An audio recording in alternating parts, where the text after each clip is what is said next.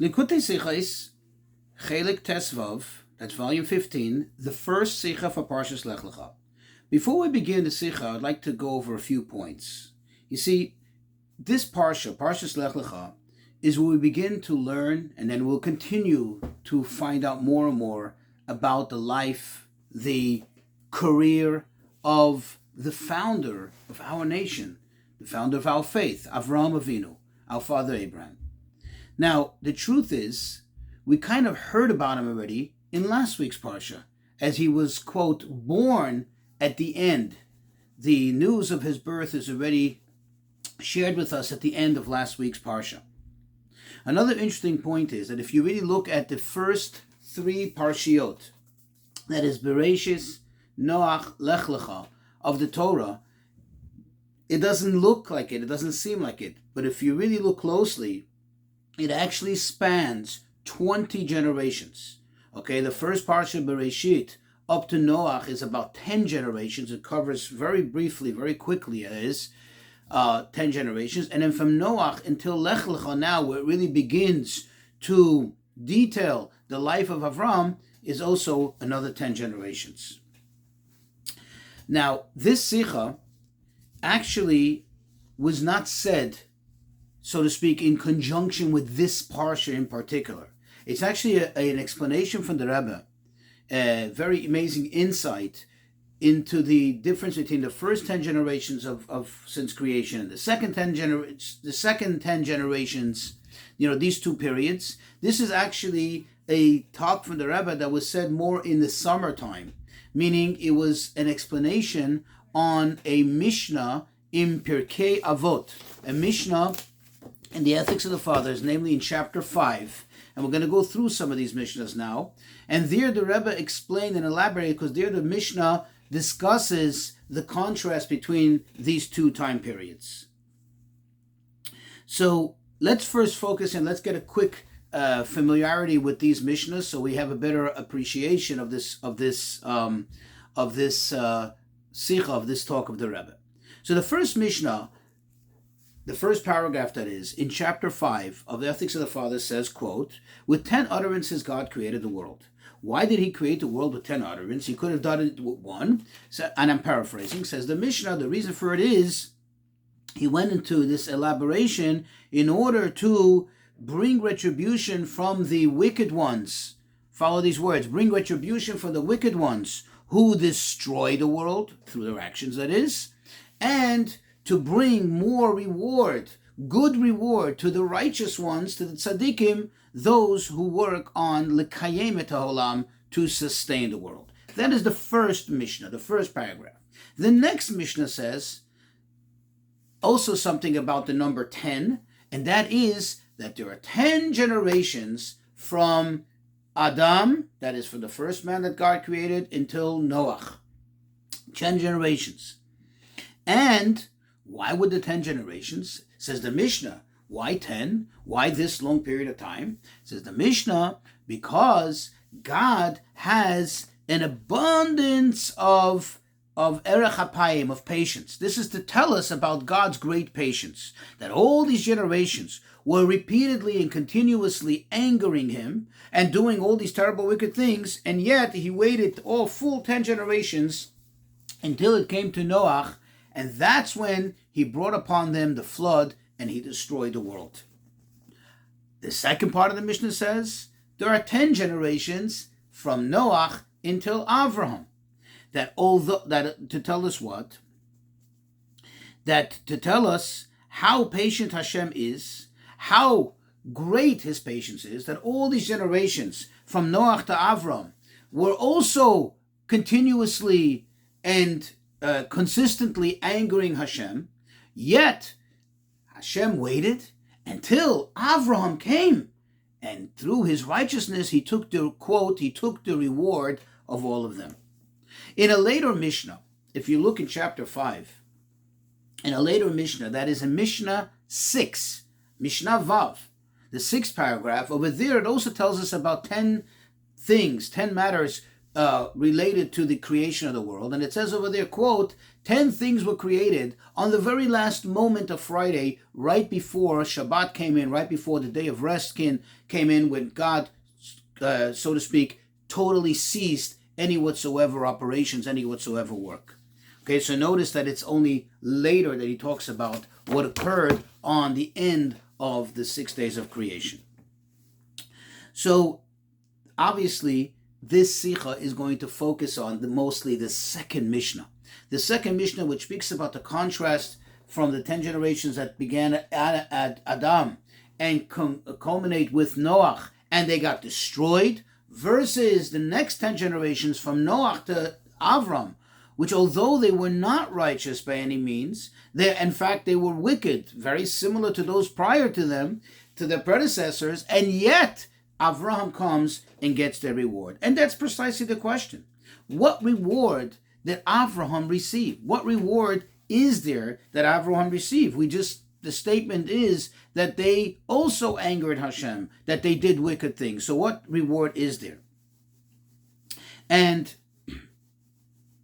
then question number 2, if there is some kind of reward, meaning that for whatever good deeds they did have, since they were wicked, they couldn't receive the reward, therefore it went to the tzaddik, it went to the righteous one who completed the 10 generations, then how come Noach did not receive any reward? Why is it that Noach, at the end of his 10 generation period, although they were all destroyed, but whatever good there was in the world throughout those 10 generations, the reward of that should have gone to him? But perhaps you can say, well, it's obvious. There was no reward to be given. There was no reward to be dispensed, not even to Noach. Why? Because they were so terribly wicked. They were so bad that there's no reward. But then this begs for an understanding. The question, if that's the case, then what really is the contrast? What really is the difference between the first 10 generations, that there was absolutely no reward to be dispensed at all, and therefore Noach received no reward, to the second period, the next 10 generations, where there seems to have been some kind of reward that the Mishnah indicates it was allotted to Avraham because of his great righteousness. What is this all about? So first of all, there are those commentaries that explain the difference between Noach and Avraham. Why Noach didn't receive any rewards from the people of his time period, those 10 generations, versus Avraham that he did. Well, there's a reason for it. Because Noach did not pray for the people of his times. He did not also involve himself. He didn't go out of his way to try to influence the people and try to have them change their ways. Whereas Avraham did pray, and we find that he prayed even for the wicked, even for the people of Sodom. He tried to pray on their behalf and to defend them. He felt a connection to them. And moreover, we know that his whole career, his whole life was dedicated selflessly to giving to others and to teaching others and to trying to direct them onto the right path. And therefore, Noach didn't receive anything, but Avraham did receive the reward of all the people, even of the prior 9 generations up to him, because he kind of culminated it, he kind of completed it, and through his good deeds, he elevated. But here is the question. That is a good explanation, but there still remains an issue here that needs to be resolved. And that is, we know that if, quote, every person has a reward, meaning we say there is a reward, something is generated somewhere. Even if it's in a spiritual realm, but there is like so to speak, a spiritual place, the Gan Eden, the Garden of Eden, the heaven. There is something there. There is a space. There is a, so to speak, like an allotted amount of reward. And if nobody received it, meaning if Noach didn't receive it because he wasn't deserving of it, because he did not involve himself with the people, and whereas Avraham did receive for his past 10 generations, then where did that all go? In other words, the reward, the space in Gan Eden, who occupies it, so to speak? I know I'm speaking in very, very simple terms, but what happened with it? Where did it go? What is it being used for? Is it just kind of purposeless? Is it just there and all the reward is just sitting there, so to speak, in a dormant account and no one has any access to it? It doesn't make sense, because we know that everything that Hashem created, both in the physical and in the spiritual, both in the in all realms have to be purposeful. There has to be a use for it. It can't just sit around and do nothing and contribute nothing. So therefore, says the Rebbe, this brings us to a conclusion that we must say that besides the fact that Noach wasn't deserving, so to speak, of receiving the reward of the past 10 generations, because he didn't really connect with them and he didn't connect to them, but we must say that it's more than that. That there actually was no reward. There was no reward to be dispensed. And therefore there's no reward, there's no Gan Eden, there's no space, there's no, so to speak, accounts that are not being utilized, that are not being, that were not given a purposeful existence, a purposeful use.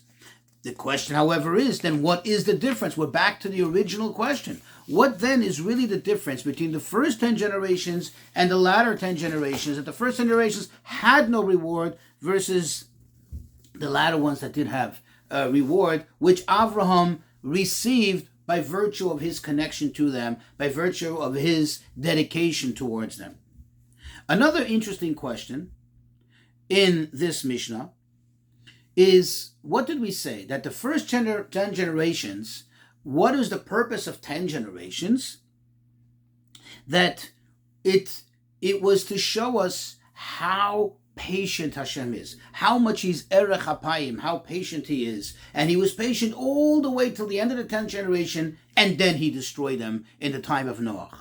The question is, this is a very obvious fact. Everybody knows this already. We don't need a Mishnah for this. It is clearly written in the Torah. We say it in the 13 attributes of mercy. Hashem, Hashem, Kel, Rachum, V'chanun. He is a God that is compassionate, V'chanun, Erech Hapayim, and he has much patience.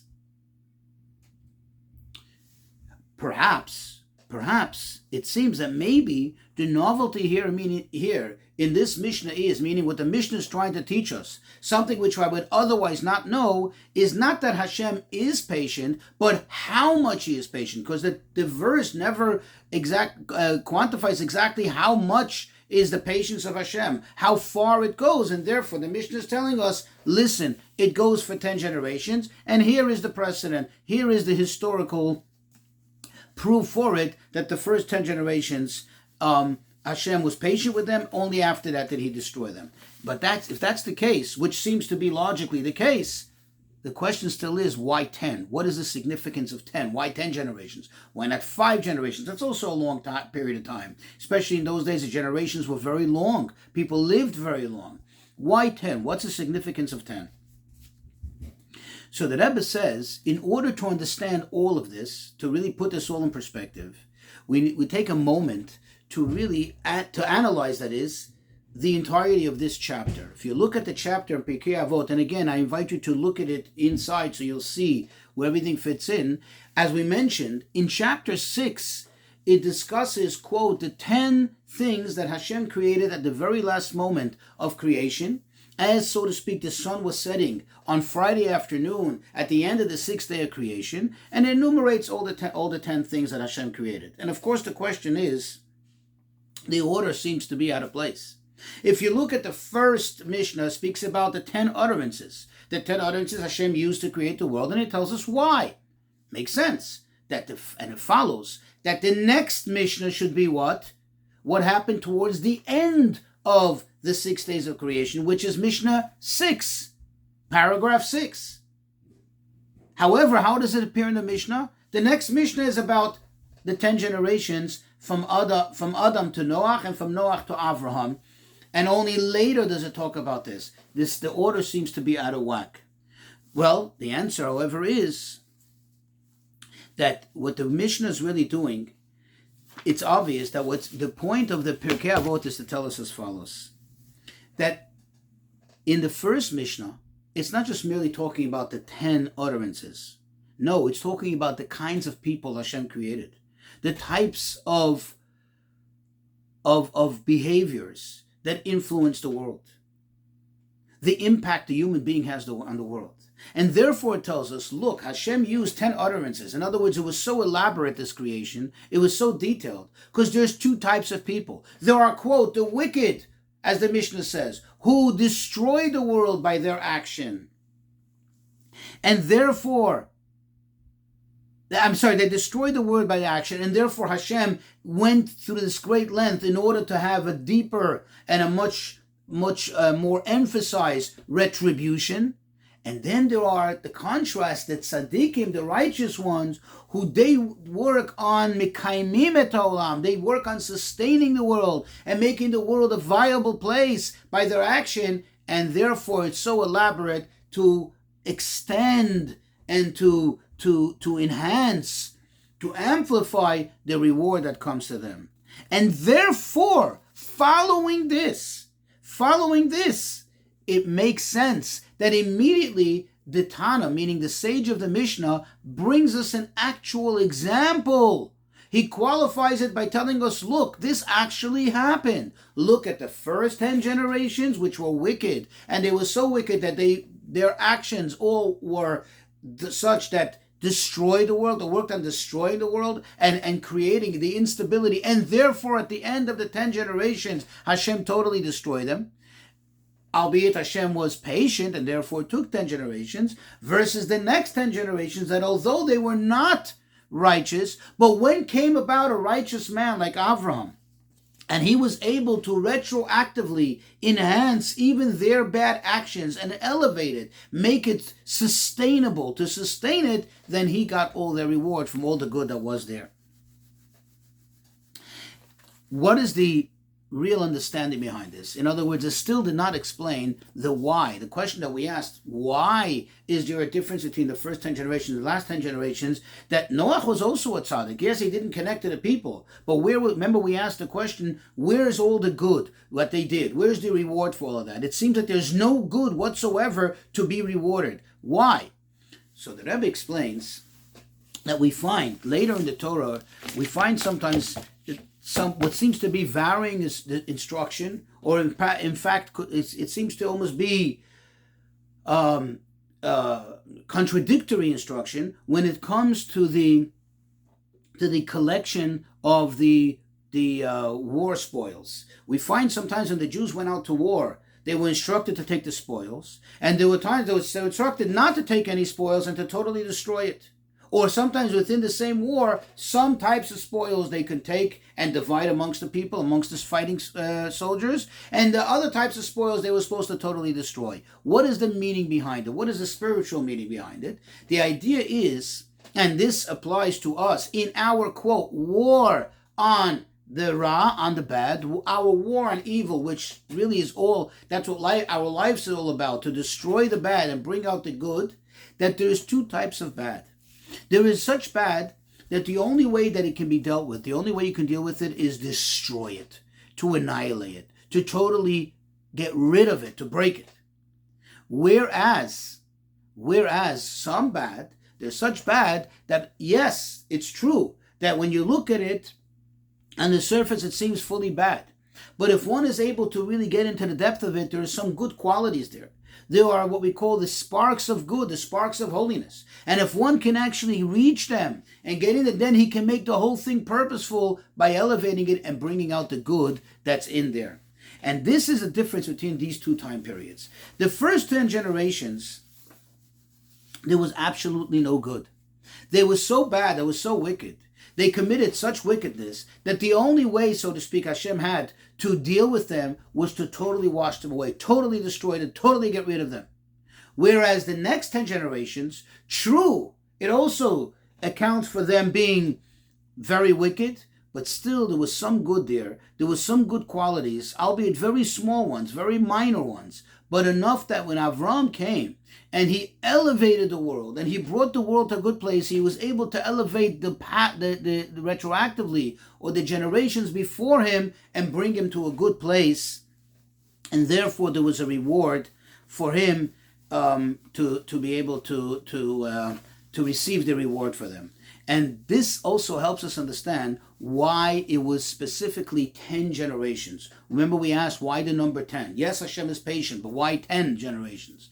The answer is, we know that in Kedusha, the side of holiness, the number 10 is a complete number. When it comes to the holy attributes, when it comes to even, let's say, for example, a quorum, it has to be 10. 10 is a complete number. 10 is wholeness, is wholesomeness. Now, if it's so in the side of Kedusha, in the side of holiness, we know that there's always the counterpart. Hashem made everything to counterbalance, and therefore, likewise, in the side of impurity, in the side of evil, in the side of dark, in the forces of darkness, 10 is also their, quote, complete number. And therefore Hashem waited until it was a complete and absolute bad, until it was complete and absolute evil, and then he destroyed them. Whereas the next 10 generations, they had their saving grace, which was Avraham, who came and elevated them and brought them up to a point where there was even, quote, the reward of whatever good there was there from all the 10 generations to be had, and therefore was had by him, it was received by him. What is the lesson for us? The lesson for us is, sometimes a person can go through a time period. The Rebbe uses the example of 10 days. And in those 10 days, sadly, the person didn't function well. Not only didn't function well, he functioned very badly and did terrible things. And sometimes that the person stops and says, look, I was behaving the way I wanted to behave. I followed the wickedness of my heart, of my desires, and look, things are good. So he says, you should know, number one, just because things are good, that doesn't necessarily mean you're doing the right thing. It could be merely a result exclusively because Hashem is patient. But when it gets to the end of it, that too will stop. That too will stop. And therefore what you need to do is bring on it a mabul, like wash it away. Totally get rid of the bad. However, when getting rid of the bad, remember the quality of Avraham. Don't just totally destroy the past and do away with everything and totally erase everything, but always look for the good qualities that are in there that you could elevate, so to speak, and bring out from them a true, quote, existence to the world. Make them exist, inject quality into what the past that you had that may have not been so good, that to use it and now to redirect it, so to speak, to do good and to bring a sustenance, a true good qualitative existence to yourself and to the world.